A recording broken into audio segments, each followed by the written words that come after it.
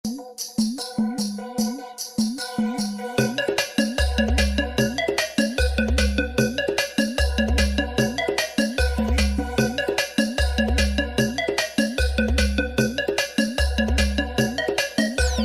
শোনেন শোনেন দেশবাসী শোনেন দিয়া মন, নোয়াখালীর কথা মোরা করিব বর্ণন।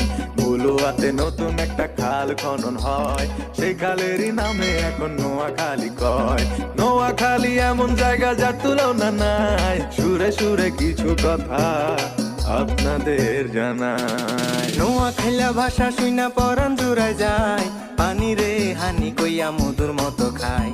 নোয়াখাইলা ভাষা এখন বিশ্বব্যাপী হায়, বিদেশিদের মুখে শুনি আয় কিছি ভাই। বিদেশিদের মুখে শুনি আয় কিছি ভাই।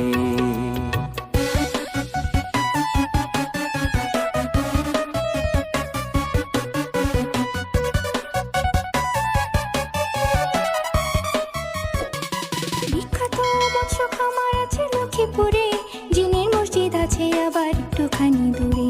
ফেনী গেলে পাইবেন আপনি মুড়ি প্রজেক্ট ভাই, বিজয় সিংহ দিঘিও আছে যার তুলনা নাই।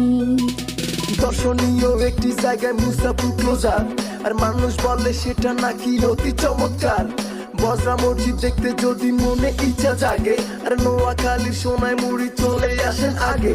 সুন্দর সুন্দর জ্যান্ত হরিণ দেখতে যদি চান, আর নোয়াখালীর হাতিয়ায় নিঝুম দ্বীপে যান। বিখ্যাত মৎস্য খামার আছে লক্ষ্মীপুরে, জিনের মসজিদ আছে আবার একটুখানি দূরে। ফেনী গেলে পাইবেন আপনি মুড়ি প্রজেক্ট ভাই, বিজয় সিং দিঘিও আছে যার তুলনা নাই। নামি দামি ব্যক্তি ছিল আমগো নোয়াখালী, যেসব মানুষের নাম শুনিলে হাতে দিবেন তালি। তাদের মধ্যে অন্যতম জহির রায়হান, বীর শ্রেষ্ঠ রুহুল আমিন রাখছে দেশের মান। ভাষা শহীদ আব্দুল সালাম আমগো এলাকার, সেলিম আল দিনের মতো আছে নাট্যকার। অভিনেতা এটিএম শামসুজ্জামান, সংস্কৃতিতে আছে তাহার অনেক অবদান।